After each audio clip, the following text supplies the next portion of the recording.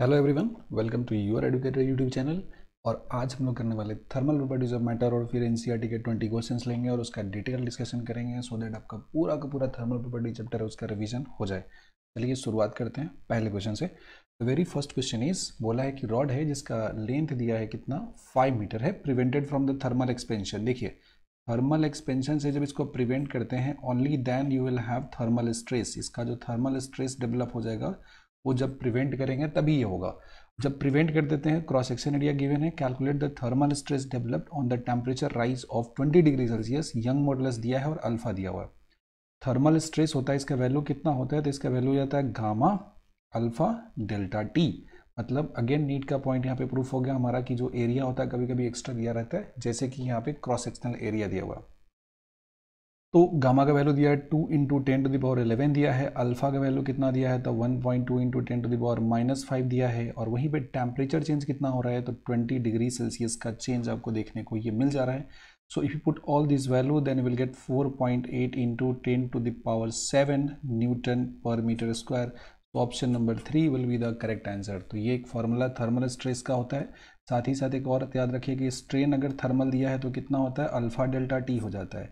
और यहीं पे अगर मेरा फ्री एक्सपेंशन दिया है, मतलब हीट कर रहे हो और दूसरे साइड इसको रोकने वाला कोई नहीं है, इस केस में स्ट्रेस भी जीरो हो जाता है और स्ट्रेन भी जीरो हो जाता है फ्री एक्सपेंशन में। और अगर इसके मूवमेंट को रोक दिया हो तो स्ट्रेन अल्फा डेल्टा टी और स्ट्रेस का value gamma alpha delta T होता है। Moving ahead to the next question. ये सवाल में बोल रहा है कि blacksmith fixes iron ring on the rim of woods wheel of a cart, the diameter of ring and the iron rings are this and this. मतलब एक दिया है, रिम दिया है और इसके ऊपर में एक सेट करना है क्या, iron ring. Black Smith fixes iron ring, इसके ऊपर में चढ़ाना है। तो जिसके ऊपर में चढ़ाना है उसका जो डायमीटर दिया है वो कितना दिया है, तो ये दिया है 3.243, और जिसको इसके ऊपर में फिट करना है इसका डायमीटर दिया है 3.231। तो इसका डायमीटर छोटा है, मतलब ये जो लेंथ होगा कैसा होगा, कम होगा। इसका कम वाले को ज़्यादा वाले पे चढ़ाना तो ज़बरदस्ती चढ़ाएंगे, तो क्या हो जाएगा आपका यहाँ पे लेंथ में चेंज हो जाएगा। और चेंज होने से क्या होता है, स्ट्रेन आ जाता है। स्ट्रेन का वैल्यू कितना होता है, change in length bye original length. तो ओरिजिनल तो 3.231 वाला है और 3.2431 है, तो ये लेस वाला है, इसको इस पर चढ़ाना है। तो कितना हो जाएगा, फाइनल लेंथ जो होता है रिंग का, जो पेरीमीटर होता है, इसे लिखते हैं 2πr, और 2 इंटू आर है, इसको डायमीटर लिखेंगे तो कितना हो जाएगा, पाई डी हो जाएगा। तो बाद में इसका लेंथ कितना हो जाएगा, ये जब इसके ऊपर में फिक्स कर देंगे तो इसका भी तो यही हो जाएगा डायमीटर, मतलब पाई डी टू टोटल लेंथ बाद में हो जाएगा। ओरिजिनल था पाई डी वन डिवाइडेड बाई कितना हो जाएगा, पाई डी वन। इससे इसको कैंसिल कर दो, तो the value is d2 minus d1 divided by d1, और ये सारे वैल्यूज़ को यहाँ पे पुट करेंगे तो कितना हो जाएगा 3.243 माइनस 3.231 डिवाइडेड बाई 3.231। सॉल्व जब इसको करते हैं तो आ जाता है वैल्यू 0.00371। ये आ गया किसका वैल्यू, ये वैल्यू आ गया अपना स्ट्रेन का। अब as we all know that heat करने से जो थर्मल स्ट्रेस मेरा जनरेट होता है, थर्मल स्ट्रेन की बात करेंगे तो थर्मल स्ट्रेन कितना हो जाता है, तो ये वैल्यू हो जाता है अल्फा डेल्टा टी। तो डेल्टा टी टेम्परेचर जो चेंज होता है ये कितना हो जाएगा, स्ट्रेन का वैल्यू हो जाएगा 0.00371, और इसको डिवाइड किससे करना पड़ेगा, अल्फा से करना पड़ेगा। और अल्फा का वैल्यू कितना है तो 1.2 इंटू 10⁻−5 दिया है। ये जब डिवीजन करके कैलकुलेट करोगे तो कैलकुलेशन करने से वैल्यू कितना आ जाता है, तो ये वैल्यू जो मेरा कैलकुलेट करके आता है ये 309 डिग्री सेल्सियस के आसपास आ जाता है। और ये T final minus original temperature कितना दिया है 27 दिया है। So the value of final temperature is 27 plus 309, दोनों को ऐड कर देना है तो 336 degree Celsius will be the final temperature. इस टेम्परेचर पे अगर आप इसको हीट करते हो तो जाके पूरा पूरा इस पर फिट हो जाएगा। तो ये रहा मेरा 2 क्वेश्चन। आगे बढ़ते हैं अगले सवाल की तरफ। बहुत ईजी दिया है, ये है हमारा फेज चेंज करना है, एक स्केल से दूसरे में इसको कन्वर्ट करना है। तो क्या करना है, स्केल कन्वर्जन का फॉर्मूला होता है फ़ारेनहाइट -32 डिवाइडेड बाई कितना हो जाता है 9 हो जाता है, that is equals to c/5। तो यहाँ से लिखेंगे f -32, तो इसका वैल्यू कितना हो जाएगा, 9 ऊपर हो जाएगा और नीचे में 5 हो जाएगा और यहाँ पे c हो जाएगा। तो the value of f is equals to 9/5 into c plus कितना हो जाएगा 32 हो जाएगा। यू पुट द वैल्यू तो इन 9/5 हो जाएगा, और डिग्री सेल्सियस कितना को कन्वर्ट करना है तो 60 को कन्वर्ट करना है, और प्लस में कितना हो जाएगा 32, 5 से करेंगे तो कितना हो जाएगा 12 हो जाएगा। तो ये वैल्यू हो जाएगा 108, 12 इंटू 9, और प्लस में कितना हो जाएगा 32। तो the final value is 140 Fahrenheit हो गया। ऑप्शन नंबर देख सकते हैं यहाँ पे कौन सा है, ऑप्शन नंबर 4 दिया है, ये आपका आंसर हो गया 140 फ़ारेनहाइट। इसको कन्वर्ट करने पे आ गया, सिंपल सा थर्मोमेट्री का क्वेश्चन था। अगले सवाल की तरफ बढ़ते हैं। क्वेश्चन नंबर 4 दिया है मेरा यहाँ पे, the property of water that has important environmental effect on the marine life. देखो मरीन लाइफ में इस पे होता है कि जब टेम्परेचर फॉल करता है देन यू विल रियलाइज कि ऊपर में फ्रीजिंग हो गया है, मतलब आइस बन गया है, लेकिन बॉटम का टेम्परेचर 4 डिग्री सेल्सियस होता है, क्योंकि 4 डिग्री पे जो वाटर है इसका डेंसिटी कैसा होता है, मैक्सिमम होता है। तो इसका जो रीजन है मोस्ट एप्रोप्रिएट वो होता है maximum density at 4 degree Celsius. इसकी वजह से जो वाटर है इसका जो टैंक दिया है इसके बॉटम में कभी भी आइस का फॉर्मेशन नहीं होता है, हमेशा कहाँ पे रहता है, टॉप पे रहता है। Now moving ahead to the next question, fantastic question, बहुत ही बेहतरीन टाइप का क्वेश्चन दिया है हमारा। 5वां नंबर सवाल है, ये क्वेश्चन में कहता है कि coefficient of volume expansion of ideal gas at constant pressure and temperature T kelvin is equal to कितना हो जाएगा। कोएफिशिएंट ऑफ वॉल्यूम एक्सपेंशन है, देखो change in volume equals to कितना होता है, V होता है, गामा होता है, डेल्टा T हो जाता है। तो अगर यहाँ पे लिखेंगे dV/V का वैल्यू लिखेंगे तो कितना हो जाएगा, ये वैल्यू हो जाएगा गामा हो जाएगा एंड dt हो जाएगा। ये तरह मेरा बेसिक सा पॉइंट रहा। अब बात करना है volume expansion of ideal gas eight, तो कांस्टेंट प्रेशर की बात करनी है। तो कांस्टेंट प्रेशर में बात करेंगे तो P इंटू भी जो होता है वैल्यू बात करते हैं, P इंटू भी की बात करते हैं, कितना हो जाता है, nRT हो जाता है। कांस्टेंट प्रेशर है तो volume is equals to how much, nRT by कितना हो जाता है, P हो जाता है। तो डिफ्रेंशिएशन के रूल के हिसाब से जो भी है इसका कितना लिखेंगे, dV/V, राइट साइड में n r और p जो कांस्टेंट दिया है तो क्या बचेगा, सिर्फ t बचेगा, तो ये कितना हो जाएगा, dt/t हो जाएगा।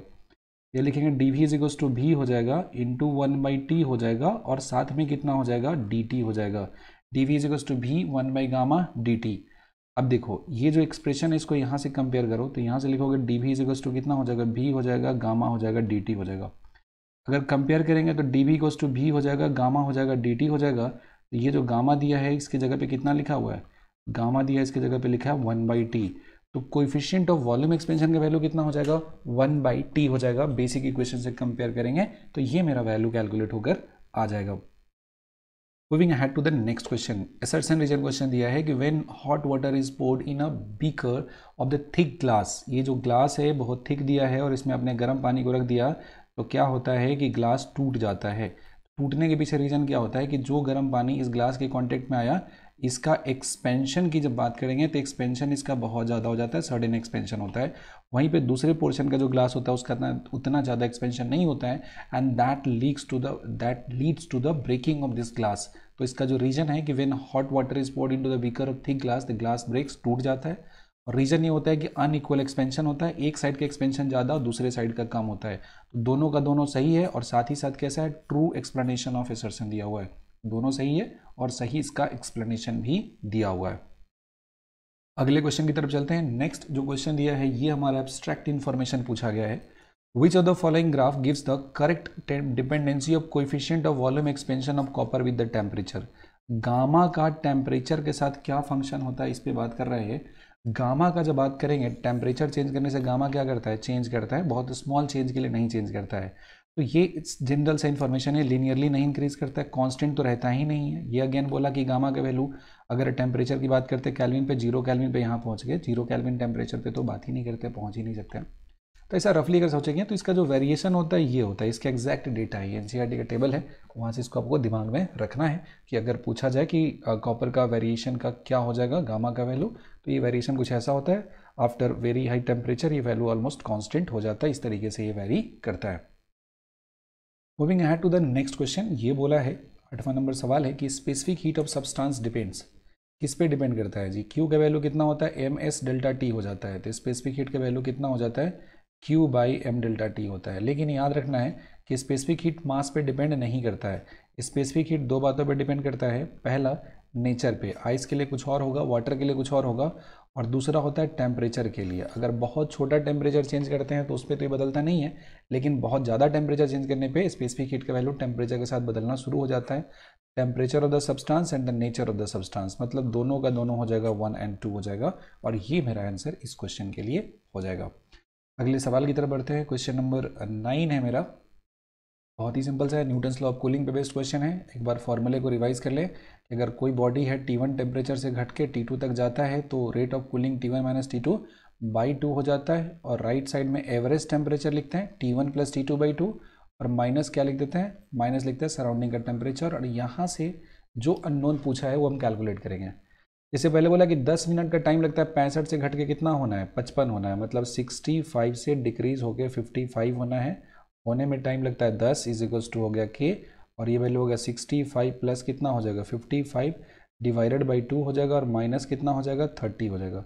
65 - 55 मतलब 10 हो गया, डिवाइडेड बाई कितना हो जाएगा 10, और 6 × 5 = 11, 1 12 कितना हो गया 120 डिवाइडेड बाई 2 हो जाएगा, माइनस कितना हो जाएगा 30, 2 से करेंगे तो कितना हो जाएगा 60, इससे कैंसिल हो गया, तो 1 = k, और ये कितना हो गया 60 - 30, तो 1 = k, 60 - 30 कितना हो जाएगा 30, तो k का वैल्यू कितना हो जाएगा, तो ये वैल्यू हो जाएगा 1/30 यहाँ के लिए। अगला पॉइंट बोला है कि इसका टेम्परेचर चेंज करना है 51 से 49, तो इसमें रेट का चेंज कितना लिखेंगे, 51 माइनस क्या करना है 49, जहाँ से चलता है जहाँ पे पहुँचता है दोनों का डिफरेंस लिखना है, divided by time = k into, यहाँ हो जाएगा 51 प्लस कितना हो जाएगा 49 डिवाइडेड बाई 2 माइनस सराउंडिंग का कितना हो जा रहा है 30 हो जा रहा है। 51 में से 49 घटाओगे तो कितना हो जाएगा 2 डिवाइडेड बाई t, k का वैल्यू 1/30, और ये कितना हो जाएगा, ये हो जाएगा 100/2, मतलब कितना हो जाएगा 50, 50 - 30 कितना हो जाएगा 20, 2 से कैंसिल करोगे कितना हो जाएगा 10 टाइम्स, और 0 से 0 ये खत्म हो जाएगा। तो ये कूलिंग करने में जो समय लगा आपको कितना लग गया, ये पूरा का पूरा 3 मिनट का समय आपको लग गया, बहुत ज़्यादा टाइम लग गया। तो ये कूल होगा तो ये टेम्परेचर को चेंज करने में टाइम लगेगा 3 मिनट। तो ये इक्वेशन मेरा न्यूटन्स लॉ ऑफ कूलिंग का है, इसके ध्यान में रखना है। T1 टेम्परेचर से T2 पे जाते हैं, तो यहाँ पे जो रेट ऑफ कूलिंग होता है वो कितना होता है, आप किसी का T1 - T2 बाई कितना 2 लिखना है, T लिखना है, T1 - T2 temperature difference by T = k into T1 + T2/2 है, माइनस T0 होता है। इसमें टेम्परेचर का वैल्यू पुट करना है, जो दिया है वो रखना है, जो नहीं दिया वो कैलकुलेट हो जाएगा। अगले क्वेश्चन की तरफ बढ़ते हैं। बोला है कि boiling water is converting into steam at atmospheric pressure, the heat supplied is now being utilised to change the water from liquid to state to the vapour state, liquid से वेपर में convert कर देना है। Under this condition specific heat is, एक बात बताओ, specific heat का value कितना होता है, हीट सप्लाइड बाई कितना होता है ms ΔT, और जब भी फेज चेंज होता है ना, जैसे सॉलिड से लिक्विड में कन्वर्ट हो रहा है, लिक्विड से गैस में, इस केस में टेम्परेचर कैसा होता है, टेम्परेचर कांस्टेंट हो जाता है। टेम्परेचर कांस्टेंट मतलब ΔT का वैल्यू 0 होता है, और समथिंग डिवाइडेड बाई 0 इसका मतलब क्या हो जाता है, इन्फिनिटी हो जाता है। मतलब कांस्टेंट टेम्परेचर पे कितना भी आप उसमें हीट सप्लाई करोगे टेम्परेचर चेंज नहीं होगा, मतलब स्पेसिफिक हीट कितना हो जा रहा है इसका, तो स्पेसिफिक हीट का वैल्यू इनफाइनाइट हो जाता है, specific heat becomes infinite. Great, moving ahead. So we have done 50% question. Moving ahead to the next 11 question, 10 questions. ये क्वेश्चन दिया है यहाँ पे, ये सवाल है मेरा, बहुत ही सिंपल सा क्वेश्चन है। बोला है कि certain amount of heat is given to 200 gram of copper दिया है, increase in temperature by 20 degree Celsius. If the same amount of heat is given to, same amount का हीट देना है, किसको देना है, ये देना है आपको 60 ग्राम वाटर को, तो राइज इन टेम्परेचर कितना होगा। बोला कि दोनों ही केस में पहले का Q1 बराबर दूसरे का Q2 है, और याद रखना कि Q का फॉर्मूला कितना होता है, ms ΔT हो जाता है। तो Q की बात करेंगे तो पहला दिया कॉपर दिया 200 ग्राम, और इसका स्पेसिफिक हीट कितना दिया 385 दिया है, और टेम्परेचर चेंज कितना हो जा रहा है 20 हो जा रहा है। दूसरे केस में वाटर कितना दिया 60, और वाटर का जो टेम्परेचर स्पेसिफिक हीट होता है 4200, और इसका टेम्परेचर चेंज के वैल्यू आपसे पूछा है। तो the value of change in temperature is equals to how much, तो 200 into 385 into 20 divided by 60 into 4200। ये जब सॉल्व कर देंगे आप तो कितना हो जाएगा 6.11, अप्रॉक्सीमेटली 6 डिग्री सेल्सियस इसका टेम्परेचर का चेंज आपको देखने को मिलता है if you give the same amount of heat to both of them. Simple सा Q = ms ΔT पे बेस्ड क्वेश्चन था, बहुत ही ईजी था। अगले क्वेश्चन की तरफ बढ़ते हैं। अगेन ये भी कैलोरीमेट्री का क्वेश्चन है। बोला है 150 ग्राम दिया है आइस 0 डिग्री सेल्सियस पे। तो सबसे पहले आपके पास जो यहाँ पे दिया होगा ये कितना दिया है, ये दिया आपका 150 ग्राम दिया है आइस, और टेम्परेचर कितना है 0 डिग्री सेल्सियस पे, और इसको मिक्स करना है, इसके साथ क्या करना है 300 gram of water at 50 degree Celsius. यहाँ पे हमारे पास दिया है पानी कितना दिया है, तो पानी दिया 300 ग्राम दिया है, और टेम्परेचर कितना दिया है 50 डिग्री सेल्सियस। तो सबसे पहले 150 ग्राम जो आइस दिया है वो कन्वर्ट होकर क्या बनेगा 150 ग्राम बन जाएगा मेरा वाटर बनेगा, और वाटर का टेम्परेचर कितना होगा 0 डिग्री सेल्सियस। और अगेन यहाँ से निकल के ये कुछ टेम्परेचर T पे आ जाएगा, और ये 150 डिग्री था तो 150 ग्राम ही रहेगा, और ये 300 ग्राम है, इसका भी टेम्परेचर घट के कितना आ जा रहा है T आ जा रहा है। मतलब ये इधर साइड में क्या हो जाएगा, इधर में हीट गेन करेगा, और ये इधर में हीट क्या करेगा, लॉस करेगा। देखो आइस 150 ग्राम है, पहले मेल्ट करके 150 ग्राम वाटर बनाएगा और फिर 150 ग्राम वाटर का टेम्परेचर इंक्रीज होकर T डिग्री तक पहुंचेगा।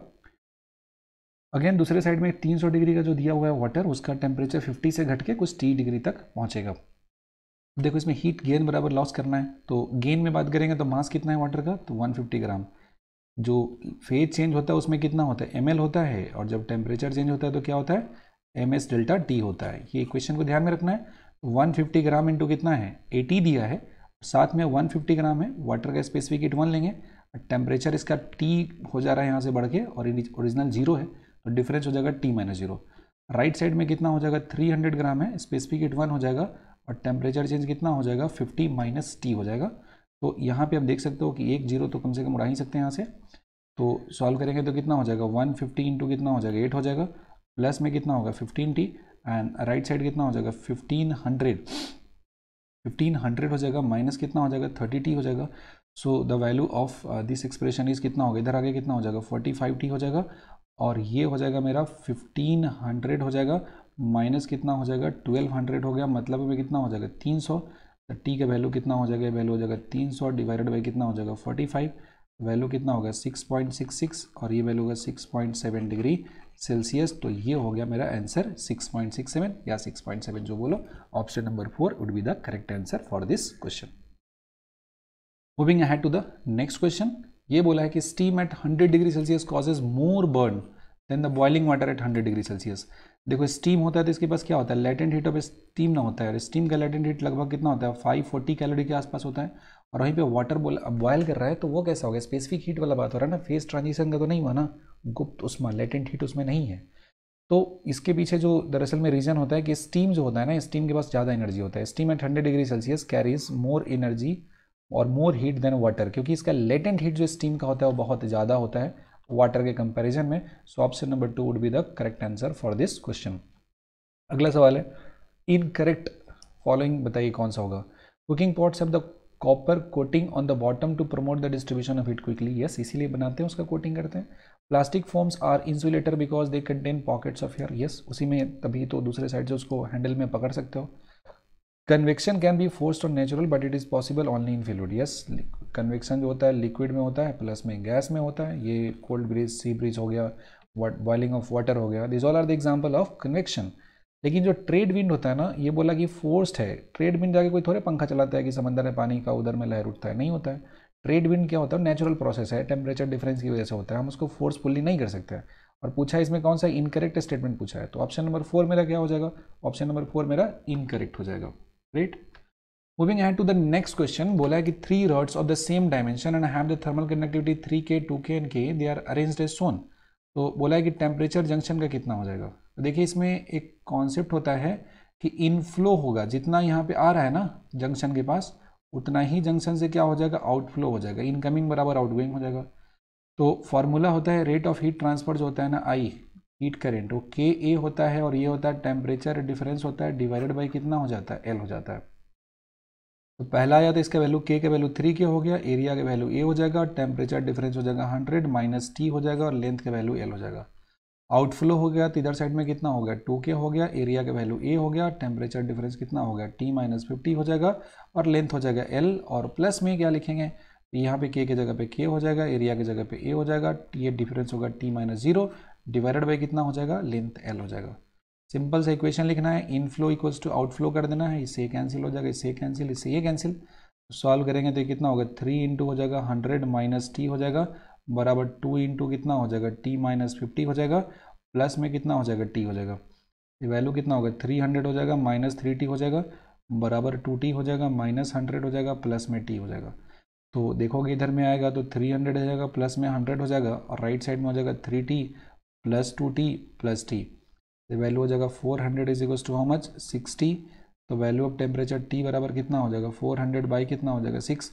तो the value is 200 by 3 degree Celsius. कितना आ गया 200 बाई 3 डिग्री सेल्सियस, मतलब जंक्शन के पास जितना इनकमिंग है उतना ही आउटगोइंग करने पे ये वैल्यू सॉल्व करके मेरा आ जाता है।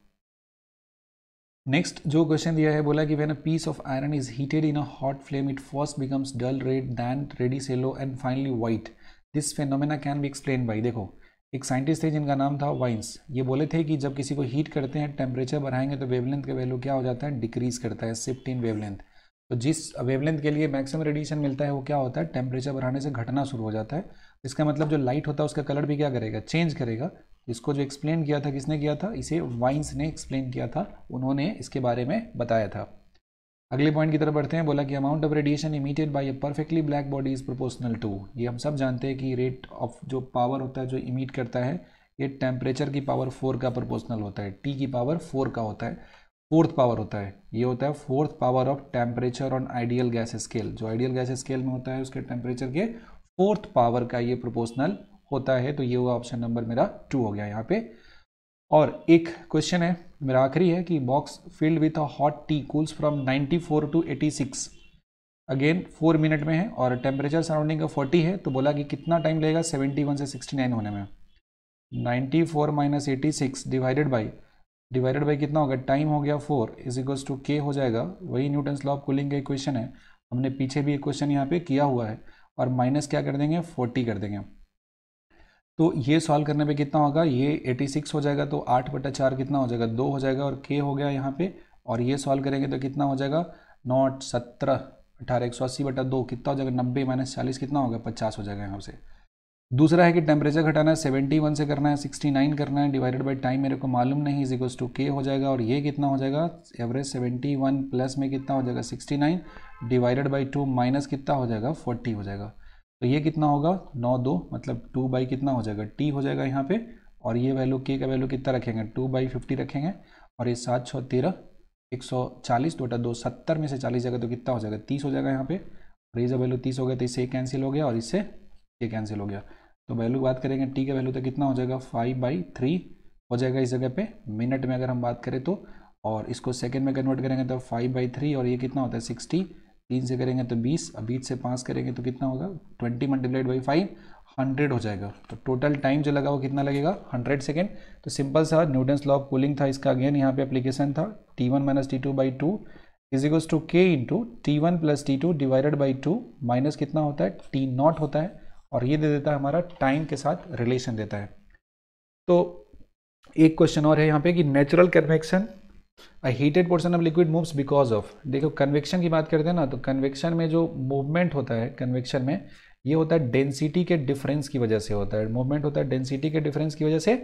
और इसमें इंपॉर्टेंट रोल कौन प्ले करता है, तो इंपॉर्टेंट रोल प्ले करता है यहाँ पे ग्रेविटी, ग्रेविटेशनल फोर्स की वजह से होता है।